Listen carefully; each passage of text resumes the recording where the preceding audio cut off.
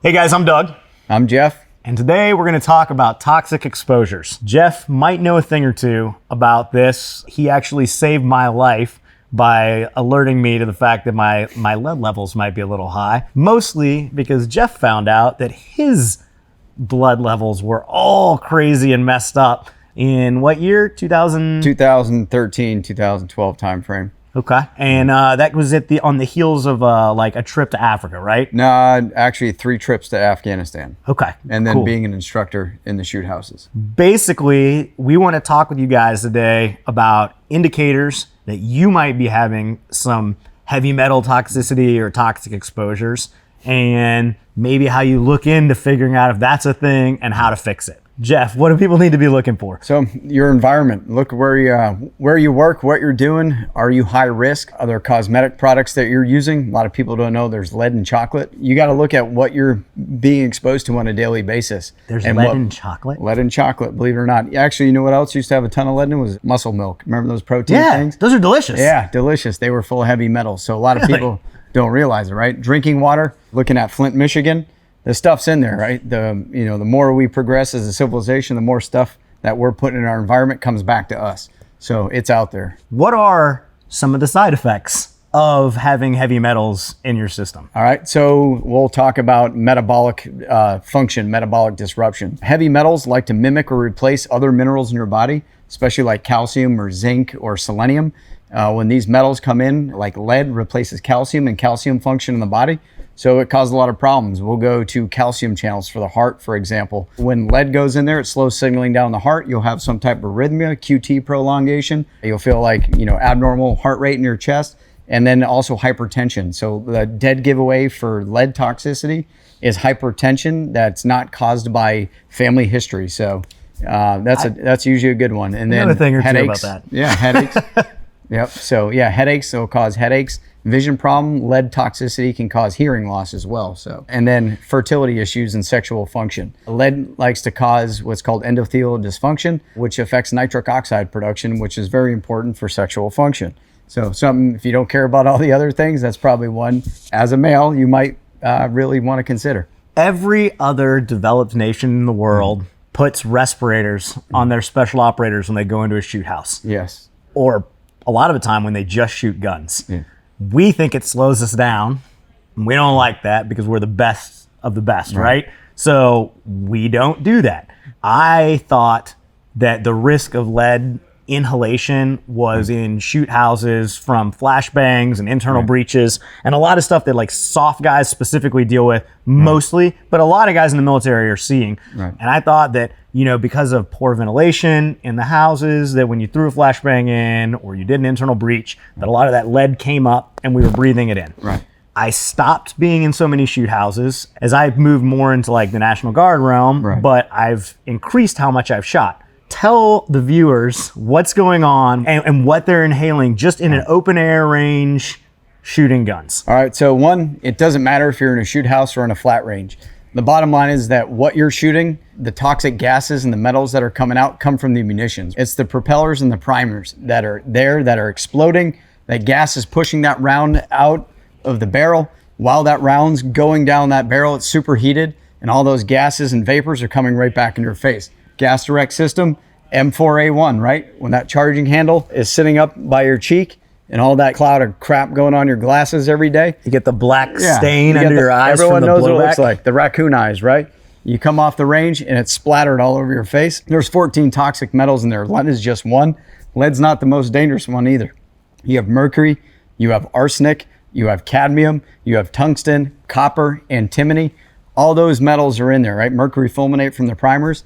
You're breathing them in. That smell that you're getting and that headache you usually get after you're shooting, not all that's just from the bang and the loud noises. Those are carcinogens that are in there. You got arsenic, you got cadmium. Those things are causing damage throughout your entire body, not just your lungs, not just your brain, but everywhere those things go, they cause damage. I want to make a mention. You said it's not just the loud noises. Right. The loud noises and the overpressure are also contributing to your ability to process out those heavy metals, right? Yeah, so blast overpressure. Anyone who's shot a short barrel inside of a confined space without a suppressor on it knows it feels like getting rocked by a flashbang or a charge in another room. That blast overpressure, they're finding out now that those are just as bad as getting your head banged with a brick. So continual blast overpressure, which causes neurotoxicity in the brain. Part of the TBI injury, secondary effect of a traumatic brain injury, is excitotoxic neurotoxic injury. Well, those metals that you're breathing in also cause excitotoxicity and they're neurotoxic. So you're getting a double dose of blast overpressure and heavy metals at the same time. So I think a lot of people that are watching this are saying maybe they had some idea that this is going on a smaller scale, but so fucking what?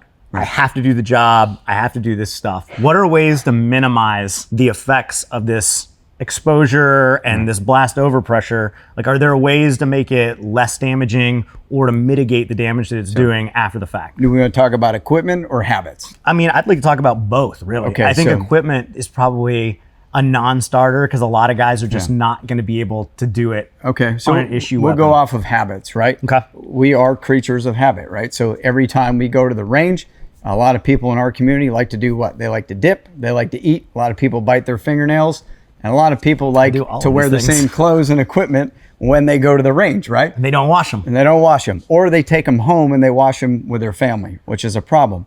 What we're doing is accumulating these metals throughout the day. When we're shooting, we can't get around that. A gas tappet system or with a suppressor that diverts something away from you, that would be better. But Like a HK 416. 416, that put AK-47s, right? The gas goes out the front of the weapon. But when you have a system that blows it back in your face, the only way to overcome that is to wear some type of mask. I think OpsCore has the one they developed now. Yep. When I did a lot of briefing with the Norwegian soft guys, they call it gas fever. So they wore in confined spaces. They had a Draeger one too that they would wear. They won't shoot just for without 'em. training. Right. They're not allowed to shoot without them because they know the health effects of what happens. You can do these small things. In a training environment, a lot of people, a lot of units, certain special mission units have to shoot with pro mask on. So a little clip-in Gemtech, some like for free fall, is not going to affect you in a shoot house training. Outdoors, you want to make sure the wind's behind you, pushing away. You want to make sure you shoot with gloves on if you can stand it. A lot of times when you're shooting or doing demo, you have to wear gloves. So just get used to, putting that protective equipment on. But one of the biggest things you can do is diet and nutrition, sleep hygiene, gut health, gut dysbiosis. When you have IBS or Crohn's or any of these inflammatory bowel diseases that cause permeation in the gut, it causes your body build up toxins, and how your body actually processes toxins with a healthy gut to get them out of there. That's how you get rid of toxins, is through waste. It's through pissing, coming out the backside, and sweating, and then breathing. Actually, when you breathe, toxins are coming out of your breath. Your body will naturally try to get rid of these things. So the way to make it more efficient is to do things that help your body and assist it. A lot of people hear about all these detox diets and detoxification. Well, the only way to really detox your body is to allow it to detox and give it the things it needs, not drinking all these expensive shakes and all these, concoctions you see in people on TV, but it's nutrients in your body. Chlorella is a good one. Cilantro, natural chelators that pull these metals out. Good things to add in your diet to help your body. Is increasing liver function important in that? Or is it simply making sure that you're not inhibiting liver function by like going and drinking after a long day at the range? Yeah, but usually you don't try to solve problems by adding new problems, right? So if you're going into a toxic environment, probably not a good idea to add more toxins in your body. Anyone knows when you drink alcohol, why you get sick is because it's poison, right? Do we know that? Do we? So you're adding more of a toxic burden on your body in a time that it doesn't need it. So try to minimize what you're doing on your off time with tobacco, alcohol products, or processed foods, energy drinks, right? Things that your liver and your kidneys have to process and filter. The more stuff you put on top of it, the more strain on your body it's going to have. Increase your water, right? Increased water intake for sure. I think another thing that should be mentioned is old bad habits with the clothes and your hands. A lot of us, by the time we're done with the range, we want to go home. Yes. And we are like, you know what? I'm going to clean guns. I'm not going to shower because I'm tired. And you just have the grime and all of that stuff getting absorbed by your skin. Right. So making a habit of using lead wipes, yep. at the range, right? And changing out of those clothes. Yes. And seeing if your department or your unit can designate a washer and dryer specifically for your clothes that you're using at the range. Yep. And if you're down range, don't just wear the same uniform the whole deployment. on every flat range day. Yes. Actually make sure that it's getting laundered and clean. So you're minimizing that exposure, right? So glad you mentioned that. So one thing we're looking at toxic exposures coming back. How do you look at toxic exposures 5 years after someone's been in Iraq or Afghanistan? The half-life of these things in the blood is only like 30 days. By the time you check someone 5 years later, they're probably not going to have anything in them. But guess what still has toxins all over it? Your equipment, right? The same helmet you've been wearing for the last 10 years, the body armor that you're wearing, the uniforms, they're all packed full of toxins. So as all these research efforts are underway to look at toxic exposures, what are people bringing back from these burn pits or polluted environments? They're doing wipes on the uniforms and the equipment, and they're packed full of toxins. They're still there. You know how the VA likes to work sometimes, where they're like, hey, we don't see anything in you, you're fine. You didn't get it from there. But when you go back and look at the equipment, it's there 10, 15, 20 years later, still in the same spot. Don't bring that stuff in your house. Keep it in a box, keep it at work. Don't bring it back into the environment that you're supposed to be safe in. Right on. That's actually like super good information. From a shooting standpoint, it's like super easy to say, look at all these metals, Right. look at all these toxic exposures. What about if you go on a trip where you're not shooting a lot, Right. or you don't have ammo, but you're still getting all these exposures because we're going to places where people are burning trash, air Yes. quality is crappy. What are ways to try to minimize exposures when you have to be somewhere for 6 months Right. or a year? Africa, Yeah. JSETs, right? So the worst places I've ever been deployed to weren't the combat environments with all the pollution in the burn pits. It was Africa, actually. And they open burn all their waste every day. So on the streets, right in front of their house, they put piles of trash out, they light it on fire. Not only that, you have all the dust storms that banks down with the weather. And then what's everybody drive over there, right? Crappy cars with no exhaust on them and mopeds. There's sometimes during certain seasons in Africa where it's daylight and you can't see the sky because all the air pollution getting trapped in with the dust. And you can feel your lungs burning, you can feel your head pounding and your eyes burning. And you can see the locals there, they all wear these little masks. They look like the little SARS mask, Yep. right? And then, Do those do anything? no. So better than nothing. But like I told you, you can tell who's educated in these countries by what they're wearing for masks on their face that are actually real filtration masks. You'll see them waiting out at the bus stops or public transportation or on the back of the mopeds with their masks on. New Delhi, India, it's got like, they said it's equivalency of smoking 44 cigarettes a day, breathing their air. So imagine living in one of these countries where they open burn all this waste and you're over there working in a non-combat environment, but you come back and all of a sudden you have lung disease, you have heart disease, you have uncontrollable hypertension, and you got all these, migraine headaches, and people are having seizures and strokes in their 20s and 30s, right? Well, is it the Red Bull they're drinking? Is it the cigarettes, right? Is it the booze they got? I mean, it's all of the above. Right, but probably doesn't help when you're breathing toxic waste every day. It's known that 7 to 9 million people a year die from air pollution worldwide. That's a pretty significant number of people getting killed. If the airline industry was killing 9 million people a year, no one would want to fly, right? But we travel all these countries, we do our job, but we completely neglect the importance of air pollution, how much of an effect it has on your health. Do Iranian surface-to-air missiles count as air pollution? So technically it would, right? Yeah. So There we go. we got it. So prioritize, right? If we're in these places and the air pollution's bad, do we risk the ridicule of our peers by actually wearing a higher grade filtration mask on the regular when we're outside, or at least when we know the air quality is lower? Right. Or is it one of those things where we try to schedule training based on air quality? Like what do you think are good solutions in that realm? I was working in a certain location in Africa that required Marine guards. And these Marine guards were forced to do PT outside every day. A lot of them were having problems with weight gain. They were having problems with asthma. And I talked to the medical staff where I was working. I was like, do you have an air quality index where you can tell these guys don't go out during these certain days? And they looked at me funny and they're like, I'm like, do you understand like force inhalation during exercise of toxins will do permanent damage to somebody?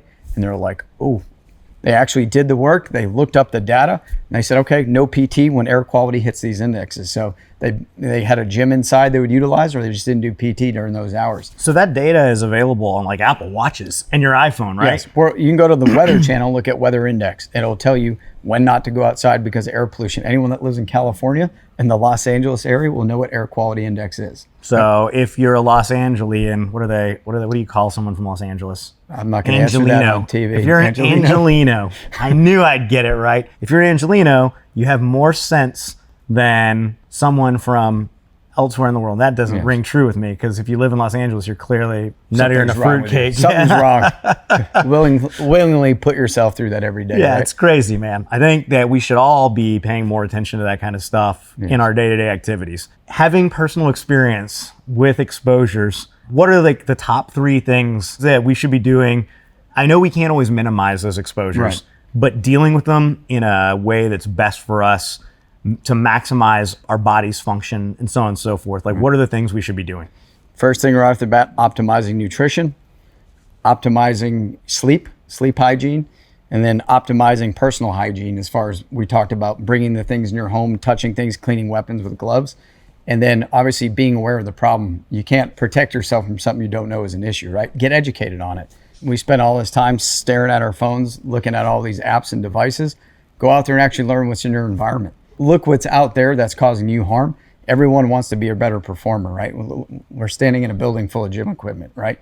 But that gym equipment is only as good as the person that's utilizing it. True. So if we put all this effort on equipment and all this education and learning how to train, but we don't put any education how to optimize our bodily function or repair mechanisms, then it's pretty much a lost cause, right? Right on. So there it goes. Go back to the basics. This is a race car. Put race fuel in it. Keep all the bad stuff out of it. It's why we have air filters on our cars. Probably a good idea to have some clean air going in your body, right? I know that I had toxic exposures, and you know that you had toxic exposures, because both of our bodies got to the point where they were so broken down and non-functional that we thought we might actually be dying. Right. How do people watching this video head that off at the pass before it becomes them thinking they're going to die? How do you manage these things before, the balloon goes up and you're like, oh my God, I think I'm done? First, right off the bat, as those check engine lights are going off, stop trying to put tape over them and masking them. If there's dysfunction in the body where it's actually limiting your day-to-day life, go talk to somebody that knows what they're doing. But I go back to the environment again. If you know you work in an environment where these things are, it's going to be a problem. You're not immune to them. How bad it affects you depends on all those variables we talked about, like gut health and sleep and personal lifestyle habits. Everyone's going to have some effect of this. Okay. But if you already know you're working in a high risk environment, get ahead of the game. Get some type of monitoring system. Talk to your doctor about monitoring for heavy metals if you work in that environment. And then if you're having those health issues, annotate everything down. Try to be as descriptive as possible with them, and let a trained professional that knows how to deal with these things look for you. And don't ever try to detoxify yourself or chelate yourself, because you can do a lot more harm than good. If I go to my doctor and I want to know if I have toxic exposures, what test am I asking for? So comprehensive heavy metal tests for occupational exposures. If you go to any basic lab company like a LabCorp, they're going to have an occupational toxic exposure panel. Think about someone who ODs on something. They're going to look for toxins, right? So all these lab panels exist out there. It's justifying to a doctor that says, why do you need this? Hey, I'm a fireman. I work in this environment. I breathe carcinogens on a daily basis. They're in my uniform. I want to see if these things are in me. I do not want to be a cancer recipient. So can we please look for these things and stay ahead of it? So just understand the environment where you work, how it affects you, and then what you can do and how to look for it.